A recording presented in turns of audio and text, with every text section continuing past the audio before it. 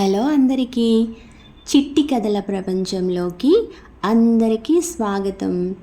రంగురంగుల కథల ప్రపంచంలోకి మీరైతే ఇప్పుడు వచ్చేసారు.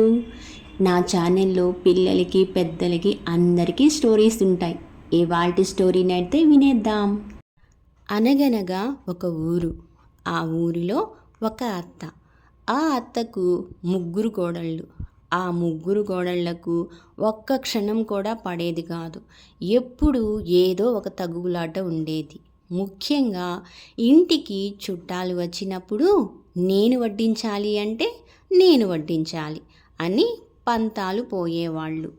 ఇదంతా గమనిస్తున్న అత్త ఓసిమి దుంపలు తెగ గుట్టుగా జరిగిపోయే సంసారాన్ని బజార్లో పెడతారంటే అని అత్త మందలించేది. అయినా కోడళ్ల తగువులు తెగేవి కావు.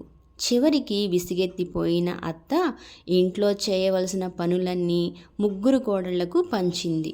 భోజనాలప్పుడు పెద్ద కోడలు విస్తళ్ళు వేసి మంచినీళ్లు పెట్టాలి. రెండో కోడలు ఇంట్లో చేసిన వంటలన్నీ వడ్డించాలి.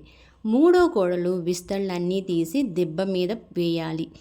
ఈ ఏర్పాట్లతో పనులు సక్రమంగా సాగిపోతున్నాయి. కోడళ్ల మధ్య పోట్లాట తగ్గింది.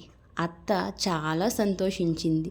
ఇక మీదట మా కుటుంబానికి వచ్చిన డోకా ఏమీ లేదు అనుకుంది. ఇలా ఉండగా ఒక రోజున ఆ ఇంటికి చుట్టాలు వచ్చారు.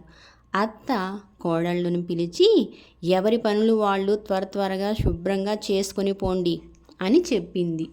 ముగ్గురు కోడళ్ళు సరే అంటే సరేనన్నారు. చుట్టాలు కాళ్ళు కడుక్కొని వచ్చి పీటల మీద కూర్చున్నారు.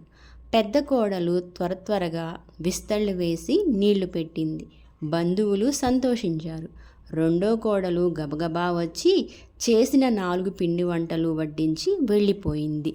అంత త్వరగా వడ్డించినందుకు కూర్చున్న వాళ్ళు అంతా విస్తుపోయారు. ఇంతలో మూడో కోడలు వచ్చి వడ్డించి ఉన్న విస్తళ్ళని అలానే గబగబా ఎత్తివేసి దిబ్బలో పారవేసింది. కూర్చున్న వాళ్ళందరూ ఒకరి ముఖాలు ఒకరు చూసుకున్నారు. అత్త ముఖాన్ని చాటంత చేసుకొని, ఏంటిది, ఎందుకింత హంగామా చేస్తున్నారు, అలా తినకుండానే విస్తలను పారేస్తారా, ఎందుకింత హడావిడి చేస్తున్నారు అంటూ అరిచింది. దానికి కోడళ్ళు, ఏముంది, నువ్వు చెప్పినట్లే ఎవరి పని వాళ్ళు త్వరగా చేసుకున్నాం అత్తయ్య అన్నారు ముగ్గురు కోడళ్ళు ఒక్కసారిగా.